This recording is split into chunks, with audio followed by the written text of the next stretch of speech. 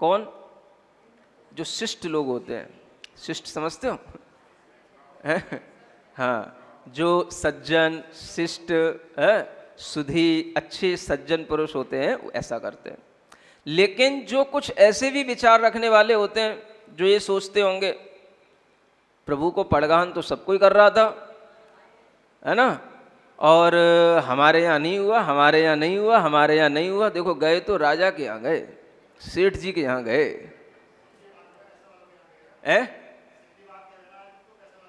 हाँ। तो ऐसा जब विचार आता है तो ये विचार उसका अपना हो सकता है, लेकिन आप ये मान के रखें कि प्रभु के अंदर इस तरह का कोई विचार नहीं होता। अब वो नियोगी होता है, जिसके अंदर ज्यादा पुण्य का, भक्ति का भाव होगा वही प्रभु को पड़गा पाएगा। समझ आ रहा है? अब उनका जितना पुण्य है उसके अनुसार उस पुण्य की तुलना के लिए, उस पुण्य के मेल के लिए भी तो सामने वाला दाता का भी तो पुण्य अच्छा होना चाहिए। समझ आ रहा है? इससे प्रयोजन नहीं है कि दाता सेठ ही होना चाहिए, पुण्यवान होना चाहिए, राजा होना चाहिए, ऐसा नहीं है। पुण्यवान होना चाहिए, भक्तिवान होना चाहिए। और वो भक्ति जरूरी नहीं है कि जैसे आप अत्र अत्र अत्र अत्र कर रहे हो सभी कर रहे हैं, लेकिन सबकी भाव भंगमा अलग होती है। क्या समझ आ रहा है? सब करते हैं अत्र अत्र तिष्ठ तिष्ठ, लेकिन सबके भावों से अलग अलग फीलिंग आती है कि कौन कितने ढंग से चाह रहा है। समझ में आ रहा है? हाँ, ये सब फीलिंग आती है। और सब तरीके की फीलिंग तभी आएगी जब आप खुद साधु बनोगे, सब खुद जो है ना इस तरह से श्रावक के घर जाने की इच्छा करोगे, तभी आपको समझ में आएगा। नहीं तो आप दूर खड़े होकर देखोगे तो आप सब देखोगे सब आवाज लगा रहे हैं, सब कह रहे हैं महाराज अत्र तिष्ठ तिष्ठ अत्र अवतर अत्र अत्र। समझ आ रहा है? तो आपको तो एक जैसा लगेगा, लेकिन वो फीलिंग, वो कनेक्शन, वो जो है केवल मुनि महाराज के साथ ही श्रावक का जुड़ता है। क्या सुन रहे हो? अब वो अनुभव तो आपको हो नहीं सकता।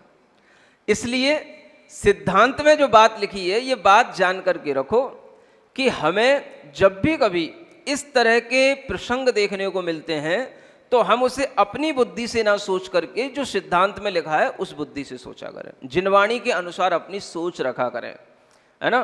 कोई कहता है कि तीर्थंकरों के आहार तो राजाओं के यहाँ ही होते हैं। अब होते हैं तो भाई होते ही, नियोगी है, हो सकता है वो राजाओं को ही इतना पुण्य है अब और किसी का नहीं होता है ना।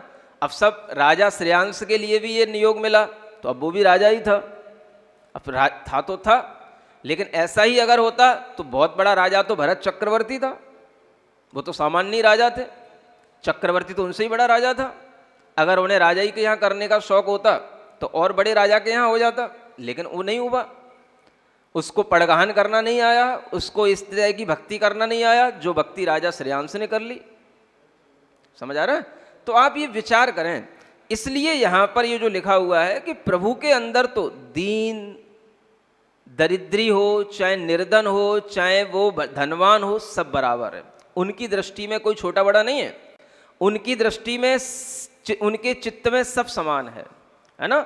लेकिन वह एक ऐसा नियोग होता है कि जहां पर वह भक्ति भाव जिसके अंदर अधिक रूप से आता है वह मुनि महाराज के कदम वहीं पर रुक जाते हैं। जो शिष्ट जन होते हैं वह उस दृश्य को देख करके आनंदित होते हैं, और जो थोड़े से मलिन चित्त वाले होते हैं वह अपने मन में मलिनता का ही विचार लाते हैं। समझ में आ रहा है? तो अपने को कभी भी इस तरह के प्रसंगों में मलिनता का विचार कभी भी लाना नहीं चाहिए। समझ आ रहा है? विचार ये करना चाहिए, हो सकता है कि आज हमारे मन में भाव हुआ है लेकिन हमारा पुण्य आज ही प्रकट हो जाए, आज ही उदय में आ जाए, इतना आज हमारे लिए नहीं था। समझ आ रहा है? कई बार पुण्य की उदीर्णा करनी पड़ती है। पुण्य की उदीर्णा में आपको 2 दिन 4 दिन 2 महीने 6 महीने कितने भी लग सकते हैं। समझ आ रहा है? अलग अलग तरीके के पुण्य अलग अलग समय पर फलते हैं।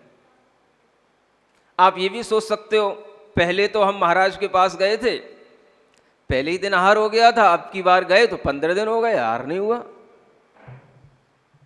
अलग अलग समय पर अलग अलग तरह का पुण्य भी फल सकता है। वो समय अलग था, उस समय पर आपके पुण्य मुनि महाराज के भाव वो सब मिल गए। अब वो नहीं मिल रहा है, जब मिलेगा तो थोड़ा सा आपके लिए अंतराल लगेगा, और उस अंतराल को बीतने के बाद में ही वो मिलेगा। तो जिस दिन मिल जाए उस दिन हर्ष मना लेना कि हाँ आज मिल गया। समझ आ रहा है? ये मनोभाव अगर हर श्रावक के मन में रहें तो कभी भी हमें इस तरह की मलिनता के भाव मन में आ ही नहीं सकते, है ना। इसलिए यहाँ बता रहा हूँ कि हम हमेशा जिनवाणी की दृष्टि से सोचा करें, अपने ही ज्ञान से न सोचा करें, है ना। ज़्यादातर लोग अपना ही दिमाग लगाते हैं, अपनी बुद्धि से अपने तरीके से ही सोचा करते हैं, और फिर जब कुछ 19-20 होती है, लाभ अलाभ होता है, तो बड़ी जल्दी खेद खिन्न भी होते हैं, है ना। जबकि ये अवसर खेद खिन्न के नहीं होते हैं, ये अवसर तो प्रसन्न रहने के ही होते हैं। समझ में आ रहा है? तो देखो, उनका भी आहार हुआ, ब्रह्मदत्त राजा के यहाँ हुआ। वह बड़भागी है जिसने प्रभु को पहली पारणा कराई। समझ आ रहा है? पहली पारणा का एक मतलब जो कहना चाहिए लाभ होता है वो अलग ही होता है। दीक्षा के बाद पहला आहार जहां हो वो बहुत मान्य होता है। समझ आ रहा? वो राजा भी, वो व्यक्ति भी बहुत ही भाग्यवान कहलाता है ना। बाद में तो होता रहेगा, फिर कई बार होता रहेगा, वो अलग बात है। लेकिन जो पहला आहार जहां हो उसका नाम लिखा जाता है स्वर्ण अक्षरों में कि इनके यहाँ पर पहली बार तीर्थंकर भगवान ने पहला आहार ग्रहण किया। अब बाद में भी किया तो किसी का नाम नहीं आता। हाँ, किसी भी तीर्थंकर के नाम में वो जिक्र ही नहीं होता कहीं भी, बस पहले आहार का ही जिक्र होता है। तो इसका मतलब पहले आहार की महिमा बड़ी चढ़ी है। समझ आ रहा है? तो आप लोग भी ध्यान रखो, हैं, श्रावक हो, पहला आहार अगर आपको कभी किसी मुनि महाराज का दीक्षा के बाद कराने को मिले तो आप अपना उसमें बड़ भाग्य समझना, है ना। ऐसे अवसरों की खोज किया करो, विचार रखा करो कि ऐसे अवसरों का लाभ हमें मिले, है ना। और जब ऐसे अवसर आए तो उन लाभ लेने की भरकस कोशिश किया करो। तो यही आपको इन सब जैन सिद्धांतों को, ग्रंथों को पढ़ने का लाभ है कि हम किन किन अवसरों पर कैसे अपने पुण्य की वृद्धि करें। तो इस तरह के जब ये भाव सामने आते हैं तब हमें लगता है कि जो दाता के लिए भी 7 प्रकार के गुण बताए गए हैं वो भी होने चाहिए, 9 प्रकार की वह नवदा भक्ति होनी चाहिए, वह आहार प्राशुक होना चाहिए, मधुर होना चाहिए, सब प्रकार के दोषों से रहित होना चाहिए। और उत्तम पात्र को जब इस प्रकार के दान की विधि जब दी जाती है तो 5 आश्चर्य होते हैं। समझ आ रहा है? जिनके बारे में पहले बताया जा चुका है। इस तरह से वह तीर्थंकर भगवान अपना आहार करने के बाद में पुनः ध्यान के लिए अपने वन में चले जाते हैं, योग धारण करके बैठते हैं और एक चित्त होकर के पुनः वह ध्यान लगाते हैं। फिर उनके मन में जब विचार आएगा तो वह ऐसा भी कहा गया है कि जो तीर्थंकर दीक्षा के समय पर जितने दिन बाद आहार लेते हैं, आगे भी आहार लेने के बाद में उतने ही उपवास करने के बाद में फिर आहार लेंगे। समझ आ रहा है? हाँ, मतलब कि अगर जिन्होंने बेला से लिया है तो फिर बेला के बाद ही आहार के बाद फिर बेला होगा, फिर जो है आहार होगा। अगर जिन्होंने तेला से लिया है तो आहार के बाद तेला होएगा, फिर तेला के बाद ही फिर आहार होएगा। समझ आ रहा है ना? ऐसा उनका नियम बन सा जाता है। तो ये भी एक नियम सुनने को, पढ़ने को मिलता है। तो इस विषय में भी आप विचार कर सकते हैं। आगे पढ़ें। भैर भाव छाण्यो वन जीव, प्रीति परस पर करें अतीव, के हरि आदि 7 वे नाय, निर्विष भई भुजंग वन माय, सील सनाय सजो सुचि रूप, उत्तर गुण आभरण अनूप, तपमय धनुष धर्यो निज पान, तीन रतन ये तीखनवान, समता भाव चढ़े जगदीश, ध्यान कृपाण लियो कर ईस, चारत रंग मही में धीर, कर्म शत्रु विजयी वरवीर। दो है पढ़ो पढ़ो। स्वामी की सब पर दया, सब ही के छरपाल, जग विजयी मोहादि रिपु, तिनके प्रभु छय काल। देखो पौन प्रचंड, धूप न खंडे धूवरी, मोटे विरच विरंड, बड़े बड़ो ही बल करें। यो दुद्धर तप करत अति, धर्म ध्यान पद लीन, चार मास छदमस्थ जिन रहे राग मलहीन। कितने? 4 महीने तक, मतलब भगवान ने मुनि व्रतों को धारण करके विहार किया है ना। 4 महीने बहुत कम समय में हो गया है ना। भगवान महावीर स्वामी को तो 12 वर्ष लगे और पार्श्वनाथ भगवान को 4 महीने में केवल ज्ञान होने वाला है। पढ़े, मंगल करण अमंगल हारी, बोलो मंगल करण बोला करो। जगत हितकारी सख संपत सब ही घर आवे, पारस कथा भविक जो गावे। एक दिवस दीक्षावन जहाँ, जोगलीन प्रभु निवसे तहाँ, काउ सगतन विगत विरोध, ठाड़े जिनवर जोग निरोध। संवर नाम ज्योतिषी देव, पूरब कथित कमठ चर एव। अटक्यो अंबर जात विमान, प्रभु पर रयो छत्रवत आन। तत छिन अवधि ज्ञान बल तबै, पूरब वैर संभालो सबे। कोप्यो अधिक नयाम्यो जाम, रातें लोयन प्रजुली काय। आरंभ्यो उपसर्ग महान, कायर देख भजय भगवान। अंधकार छायो चौर, गरज गरज बरखे घन छोर। झरय नीर मुसलोपम धार, वक्र बीज झलकै भयकार। बूढ़े गिरिधरुवर बन जाल, झंझा वायु बही विकराल। जल थल भयो महोदधिएम, प्रभु निवसे कनकाचल जेम। दुष्ट विक्रिया बल अविवेक, और उपद्रव करे अनेक।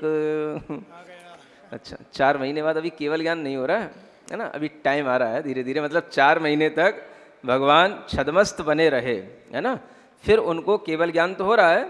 लेकिन उससे पहले जो मुख्य घटना है वो आपके सामने आ रही है कि जब वह दीक्षा वन में, जहाँ पर योग में लीन थे, कायुत्सर्ग आसन से खड़े हुए थे, वहीं पर वह नाना का जीव है ना, नाना याद है, महीपाल नाना है ना, वो जो नाना मर कर के देव बन गए थे, ज्योतिषी देव, उनका नाम हो गया था संवर देव।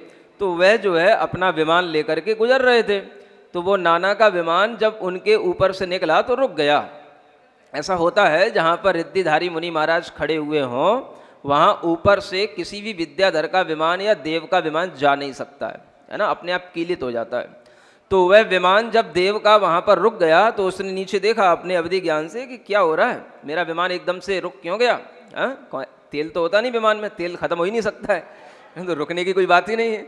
अगर तेल खत्म हो जाता तो गिर पड़ता, तो ऐसा तो कुछ है ही नहीं है। एकदम से वहीं की वहीं बिल्कुल स्थिर हो गया, कीलित हो गया। अब वो सोचने लगा अवधि ज्ञान के बल से, और उसने देखा अच्छा नीचे ये कोई ढोंगी खड़ा है ना, जिसने मेरे विमान को रोक रखा है। और उसको देखते ही उसके अंदर कोप पैदा हो गया है ना, अग्नि पैदा हो गई, लोचन बिल्कुल लाल हो गए, ताते ताते हो गए, और उसकी काया बिल्कुल जलने लगी। और फिर उसने जो है उसी समय पर उपसर्ग करने का मन बनाया, ऐसा उपसर्ग के कायर लोग तो देख करके भग जाएं, ऐसा उसने चारों ओर अंधकार किया, गरज गरज करके घनघोर वर्षा करी। ऐसी वर्षा की मूसल की धार के समान वह बूंदें जो है उनके ऊपर आ करके गिरे, और चारों ओर जो है इतना भयंकर उसने विकराल वातावरण बना दिया कि जितने भी वनों में जो वृक्ष हैं, पक्षी हैं, पशु हैं, सब चीख रहे हैं, बहाड़ रहे हैं, सबको उखाड़ रहा है वो। और चारों ओर एक बहुत तेज झंझा वायु, जैसे तूफान बोलते हैं, वो बहा दिया उसने।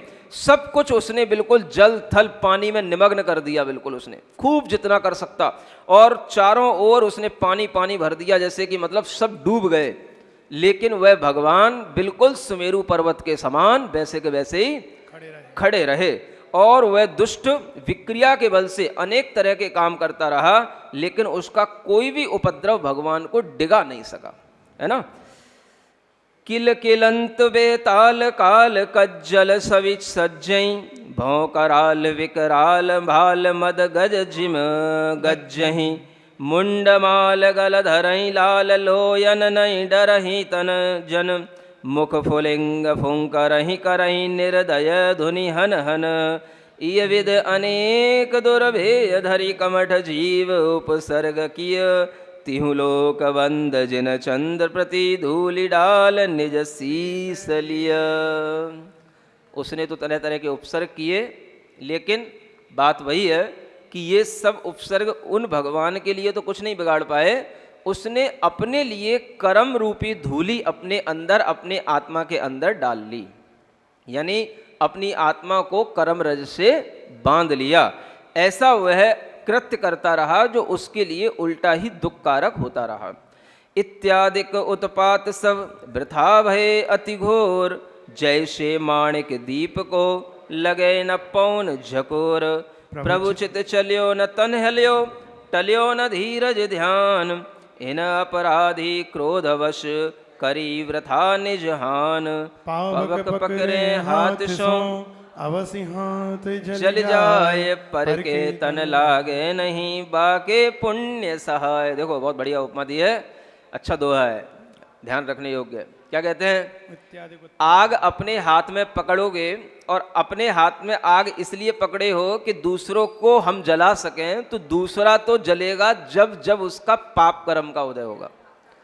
अगर उसके पुण्य का उदय है तो दूसरा नहीं जलेगा, आपके हाथ जरूर जल जाएंगे जिस हाथ से आपने आग अपने हाथ में पकड़ रखी है।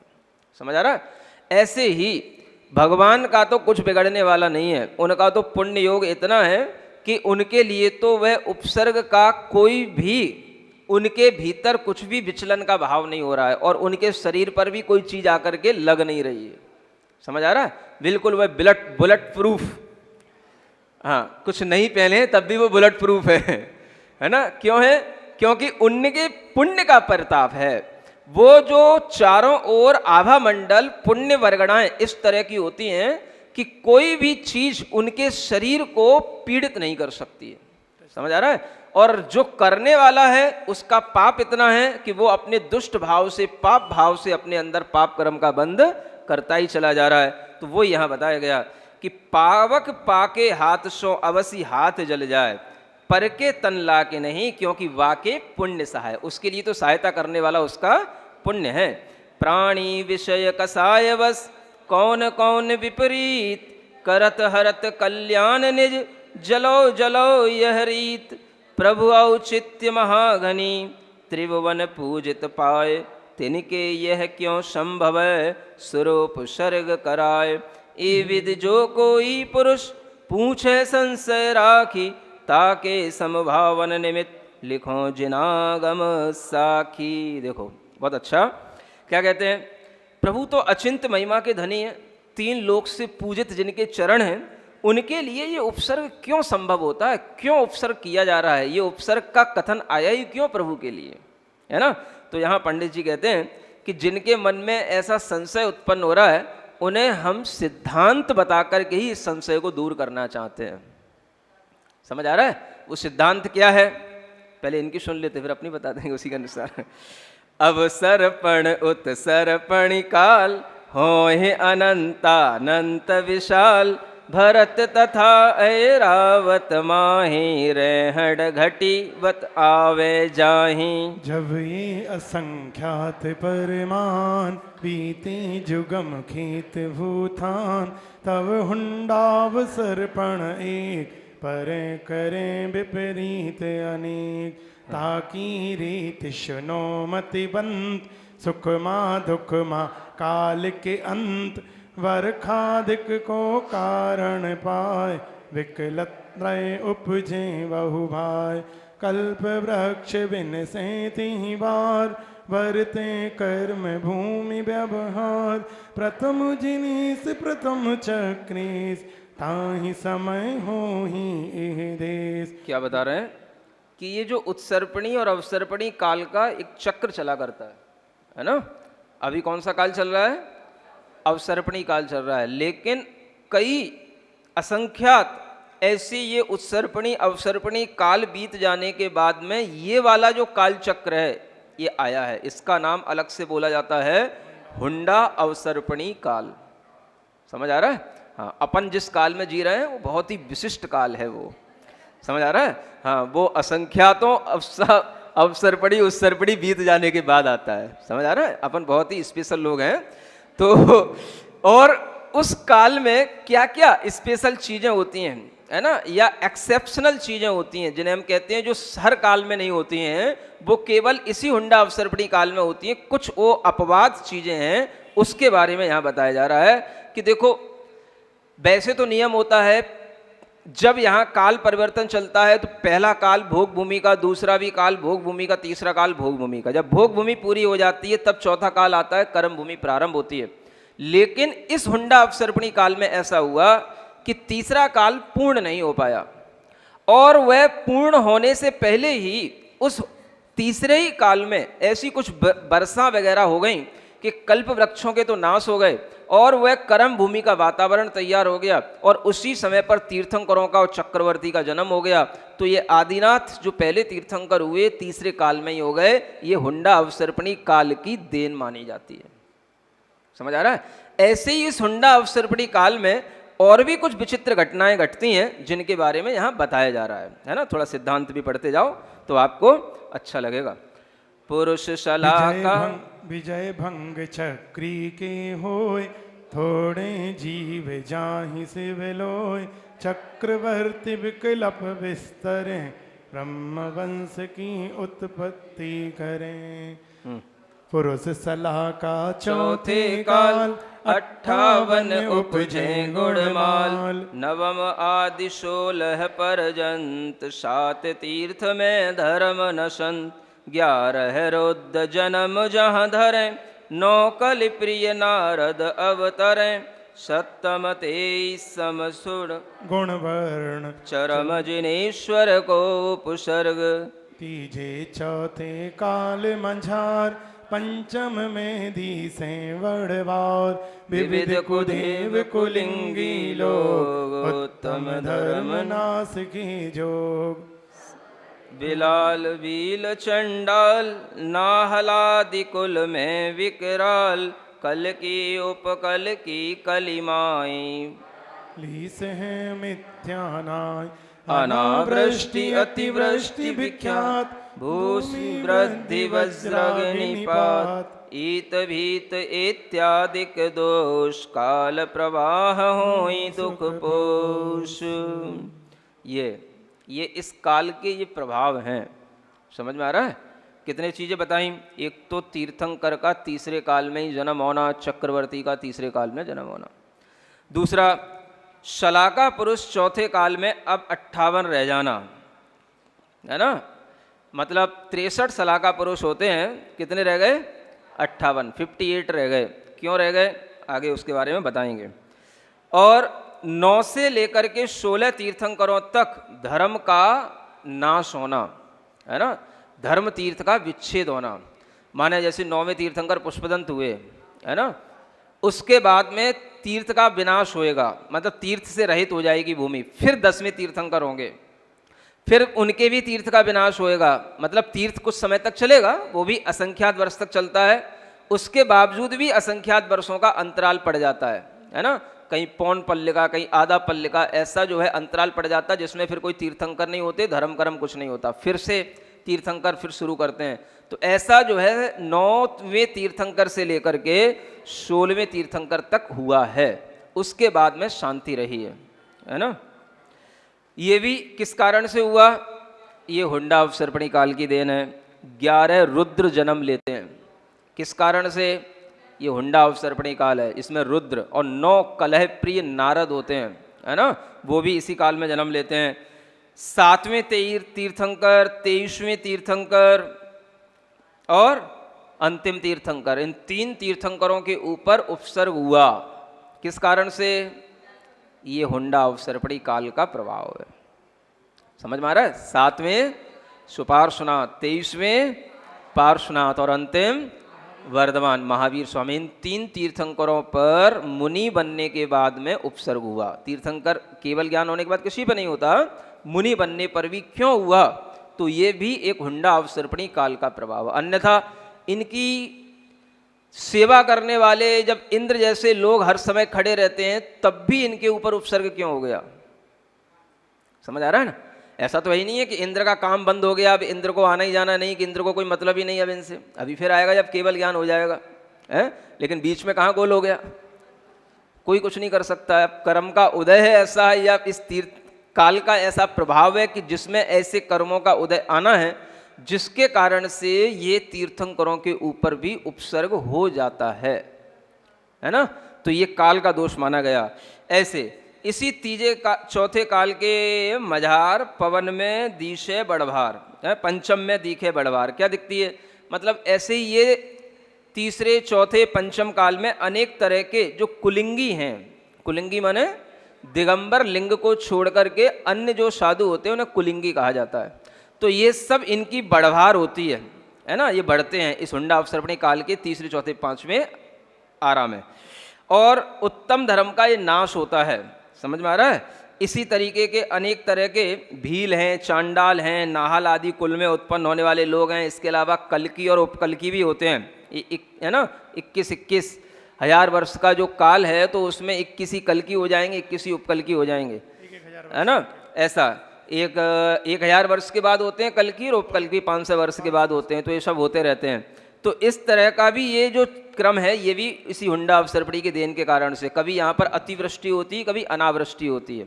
अतिवृष्टि माने ऐसी बाढ़ आ जाए कि सब कुछ डूब जाए, और इतनी वर्षा हो कि कोई काम की ना हो, सब फसलें खराब हो जाएं। अनावृष्टि के बिल्कुल ना हो, चारों तरफ सूखा पड़ जाए, है ना। और इति भीति इसी को बोलते हैं, जैसे टिड्डियों का आतंक अभी चल रहा है ना, इसको इति भीति इसी को बोलते हैं।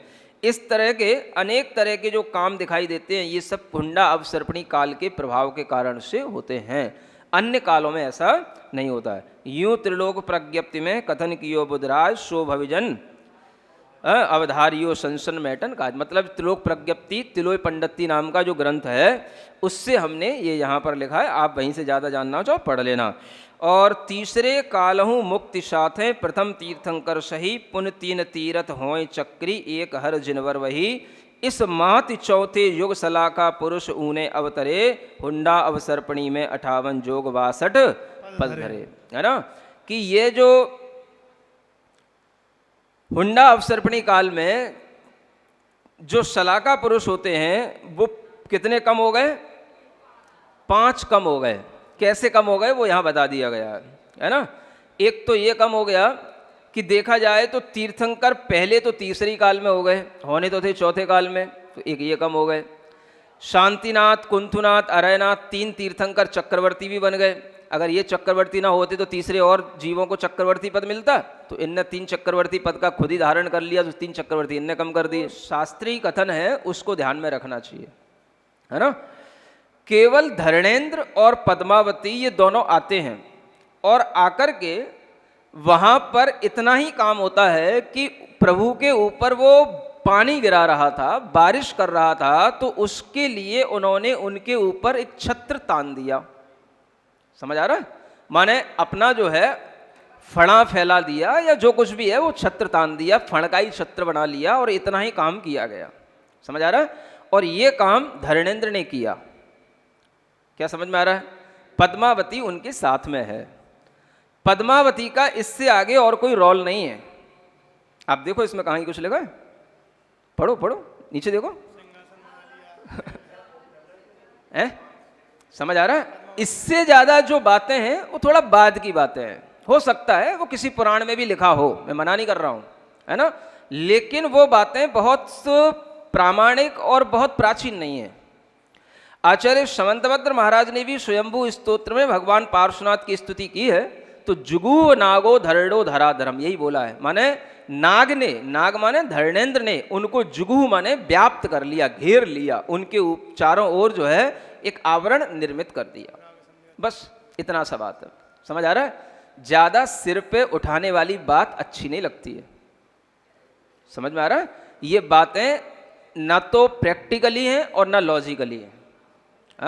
ये अति है, जो अति कहीं से भी शुरू हो सकती है। हो सकता है कि किन्हीं भट्टारकों ने कोई पुराण में भी लिख दिया हो, लेकिन अति है ये, है ना। एक तो हम भगवान को नीचे से उठा कैसे सकते हैं, जहां वो खड़े हुए हैं क्या उसके नीचे उनको उठा करके कोई उन्हें अपने सिर पे ले सकता है। इतनी ताकत आ गई क्या किसी देव में जो उनको उठा लेगा। अरे दूर दूर रहेगा, समझ आ रहा है ना? हाँ, वो जहां खड़े हैं उन्हें कोई विचलित नहीं कर सकता है। तो सिर पर उठाने की बात तो वैसे ही शोभा नहीं देती। दूसरी बात, अगर वो उठाने की बात है तो वो भगवान खड़े थे, समझ आ रहा है, बैठे तो नहीं थे। अब हम उन्हें दिखाते हैं कि उनके ऊपर वो बैठे हुए हैं, फिर खड़ा होकर के दिखाओ उनके ऊपर खड़े हैं, समझ आ रहा है? 6 फुट की देवी को दिखाओ, फिर 6 फुट के भगवान खड़े दिखाओ, 7 फुट के हैं। ये कोई भी चीजें हम केवल ऐसा लगता है जबरदस्ती कर रहे हैं, हठाग्रह में कर रहे हैं, समझ आ रहा है? अगर हम समझें तो हम समझ सकते हैं पद्मावती का कोई भी उन तीर्थंकर के लिए कोई रोल नहीं है, साथ में है बस। पत्नी है तो साथ में तो रहेगी, देव है तो देवी के साथ में तो रहेगा, वो अकेला कहाँ जाएगा? अकेले तो तुमको भी नहीं जाने देती घर से वो तो देव है, तो वो भी घर साथ में चली। अरे तो साथ में मरे थे, साथ में ही जिए हैं, और साथ में ही ये देव और देवी का पद मिला, तो तुम अकेले जाओगे क्या हम उनके दर्शन करने? हम भी चल रहे हैं, समझ आ रहा है? लेकिन आप जो कर रहे हो, आपके साथ हम भी हैं, आपके साथ हम भी खड़े हुए हैं। तो ऐसा कहीं कुछ नहीं है कि पद्मावती ने उसको सिर पर रख लिया। अब ये किसी पंडित जी ने चालीसा में लिख दिया तो वो चालीसा ही जो है सबके मुंह पे आ गया तो वो चल गया, समझ आ रहा है? अब पंडितों ने भी कहीं ना कहीं थोड़ी बहुत, कहना चाहिए थोड़ी सी कमियां पंडितों से भी हुई हैं, समझ आ रहा है? जैसे छठी 11 प्रतिमाधारी, श्रावक बंदो आनंदकारी। तो अब क्या वंदना करना श्रावक की? पंच परमेष्ठी से छठी प्रतिमाधारी श्रावक का क्या लेना देना है? तो ये पंडितों के द्वारा होने वाली कुछ त्रुटियां हैं जिन्हें श्रावक अपने सिर पे ढोए जा रहा है, ढोए जा रहा है, ढोए जा रहा है, समझ आ रहा है? लेकिन इन त्रुटियों से उसे अपने आप को बचाना चाहिए। समझदार श्रावक को ये सीखना चाहिए कि अगर किसी से कोई भूल भी हो गई है, चूक भी हो गई है, तो हम समझदार हैं तो हम उस चूक को अलग करके सही ढंग से पढ़ें और सही चीज ही प्रस्तुत करें। समझ में आ रहा है? बुरा नहीं मानना। हाँ, कुछ लोगों को, मैं कोई पद्मावती से मेरा कोई द्वेष नहीं है, लेकिन कहने का मतलब यह है कि पद्मावती भगवान को उठाने की सामर्थ्य नहीं रखती है, समझ आ रहा है? हाँ, धरणेंद्र ने उनके ऊपर फन फैलाया, बस इतना ही ठीक है। फिर पद्मावती ने फन फैलाया, फिर उनको स्वामी को बैठाया, ये सब अति वाली बात है, अच्छा नहीं लगता। किसी भी मुनि महाराज को कोई स्त्री अपने सिर पर रखे, ऐसा होता नहीं है, समझ आ रहा है? ये बात बिल्कुल ही विरुद्ध है, न्याय विरुद्ध है, समझ आ रहा है? चारित्र विरुद्ध बात है। ऐसा कोई स्त्री करने की हिम्मत ही नहीं कर सकती। पद्मावती की इतनी हिम्मत हो ही नहीं सकती। पद्मावती मेरे सामने ले आना, मैं उससे पूछ लूंगा जिनको पद्मावती से ज्यादा राग है वो मेरे सामने ले आना, कोई पद्मावती मिल जाए तो, समझ आ रहा ना? हाँ, मैं उससे पूछ लूंगा, डायरेक्ट पूछ लूंगा, तेरी हिम्मत कैसे हो गई कि तू तीर्थंकर को कैसे उठा सकती है? हैं? हाँ, पहले मुझे ही तो उठा के दिखा दे, तू तीर्थंकर को बाद में उठा लेना। हाँ, तो इतनी हिम्मत नहीं कर सकती कोई भी स्त्री, समझ आ रहा है? देवी है तो इसका मतलब ये नहीं वो कुछ भी कर ले, ऐसा नहीं होता। आप समझें, यहां पर भी वही पंडित जी ने संभाल के वर्णन किया है। उपसर्ग हो रहा था, नागराज के उपसर्ग को देख करके वह दुष्ट जो ज्योतिषी देव था वो भाग खड़ा हुआ, उसने अपना उपसर्ग समेट लिया, सारा का सारा जो कोलाहल उपसर्ग का चल रहा था शांत हो गया। उसके बाद में उस समय पर प्रभु ने अपने अंतरंग में कर्मों का नाश किया, गुणस्थान की वृद्धि हुई, और जो अपने उनके जो घातिया कर्म थे उन घातिया कर्मों का नाश करने के लिए गुणस्थान में जैसा होता है वैसा बताया गया। इसके बाद में ये विद 63 प्रकृति निवार घाते कर्म घातिया 4, क्या लिखा है?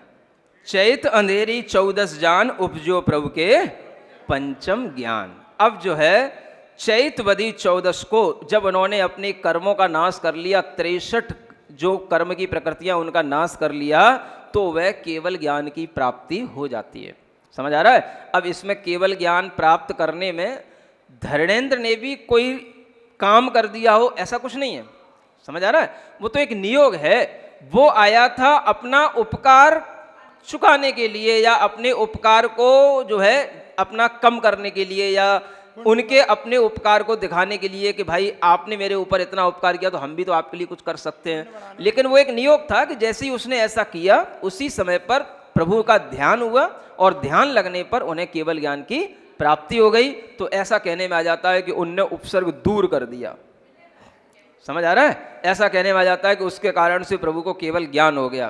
कारण तो केवल आत्मा का आत्मा में ही होता है, कोई दूसरा बाहरी कारण कोई काम में नहीं आता। वो इतने समर्थ होते हैं तीर्थंकर कि वो जो है अगर वो करता भी रहता तो भी वो केवल ज्ञान प्राप्त कर जाते। समझ आ रहा है? लेकिन बीच में अब किसी ने टांग अड़ाई दी तो थोड़ा सा उनने भी अपना श्रेय ले लिया, है ना। तो कोई बात नहीं, जितना श्रेय था उतना श्रेय मिलने में कोई बाधा नहीं है, लेकिन जो है हमें हकीकत सिद्धांत की भी ध्यान में रखनी चाहिए, है ना। लोकालोक वराचर भाव बहुविध पर जयवंत स्वभाव आने एक बार हल्के केवल मुकुर मझार भय अनंत चतुष्टयवंत प्रगति महिमा अतुल अनंत दिव्य परम औदारिक देह कोटि भानुजुत जीति देह अलौकिक अद्भुत संपदा मंडित भई जिनीश्वर तदा वचन गोचर महिमा सार वर्णन करत न पइये पार। अब केवल ज्ञान हो गया। केवल ज्ञान होने के बाद में प्रभु का शरीर और दिव्य हो जाता है ना। उनके शरीर में हजारों सूर्य चंद्रमाओं के प्रकाश की तरह कांति फूटने लग जाती है। ऐसा उस केवल ज्ञान के कारण से उस शरीर में अतिशय एक दिव्यता आ जाती है और वह परम औदारिक शरीर के रूप में भी कहलाने लग जाता है। उसकी महिमा वचन के अगोचर है। भगवान की आत्मा में ही केवल ज्ञान होने पर लोक अलोक पूरा का पूरा अनंत अनंत अलोक और उस लोक के अंदर जो अनंत जीव हैं, अनंत पुद्गल हैं, सब कुछ उन्हें स्पष्ट एक साथ दिखाई देने लग जाता है। तीन काल की उन्हें परिणतियां भी एक साथ दिखाई देने लग जाती हैं। इतना उस केवल ज्ञान का मतलब उसकी शक्ति है ना। तो उस केवल ज्ञान में ये सब प्रकट होने लग जाता है और केवल ज्ञान होने के बाद में क्या होता है? 5,000 प्रमाण धनु उपजत केवल ज्ञान अंतरिक्ष प्रभु तन भयो ज्यो ससिरंबर था। 5,000 धनुष प्रमाण उनका शरीर आकाश में ऊपर उठ जाता है ना। इस तरह से उन्हें केवल ज्ञान की प्राप्ति होती है। बोलो पार्श्वनाथ भगवान की।